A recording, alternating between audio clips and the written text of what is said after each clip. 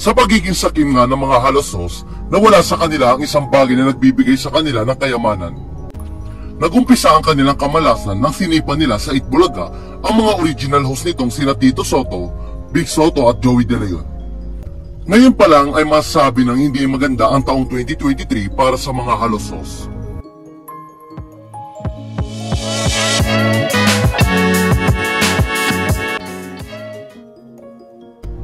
Pero kung inaakala nga ng mga halosos na magiging magaan ang kanilang buhay dahil wala na ang TVJ na pumipigil sa kanila para angkinin ang Itbulaga, nagkakamali sila dahil kapalit ang pag-alis ng TVJ ay ang pagbaksak naman ng kanilang Itbulaga. Bagamat kasi kusang nag-resign sa Itbulaga ang TVJ, sila pa rin ang nagtulak sa mga ito para mag-decision na umalis na lang sa show. Sa kalagitnaan ng taon, ilang mapagkakatiwalaang sources na nga ang nagsasabing bago matapos ang taon ay magsasara na ang Itbulaga. Mukhang maging ang tadhana ay hindi kakampi sa mga halosos. Hindi lamang ito basta-bastang haka-haka o prediksyon na walang basihan. Dahil sinasabi ng mga numero o statistic na hindi na magtatagal sa ere ang Itbulaga dahil sa baba ng ratings nito. Alam ng marami na ang mga halosos ay businessman at negosyo nila ang Itbulaga. At anumang negosyo kapag hindi na kumikita ay magsasara rin. Usap-usapan nga ngayon ang prediksyon ng kilalang Prophet Witch na si Mamo Gloria sa Media Hula segment ng vlog ng showbiz columnist na si Romel Chica.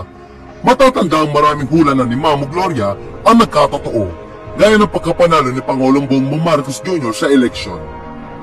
Ayon nga sa hula ni Mamo Gloria, bago matapos ang 2023 ay magsasara na ang Itbulaga dahil sa pagkalugi. Aniya, so pwede silang mag-close, meaning pwedeng bigla na lang isara yung programa nila. Kasi dito sa nakikita ko, parang may problema, hindi siya nagpapasok ng enough money.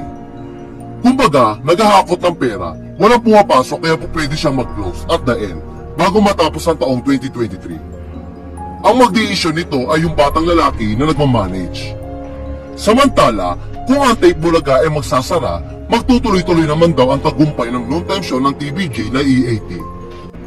Matatanda sa mga naglabasan na ratings result, kulelat ang Itbulaga habang nangunguna naman ang E80. Ani ni Mamo Gloria, ang future nito magtutuloy-tuloy ito sa ere hanggang sa magkaroon ng mga bagong host.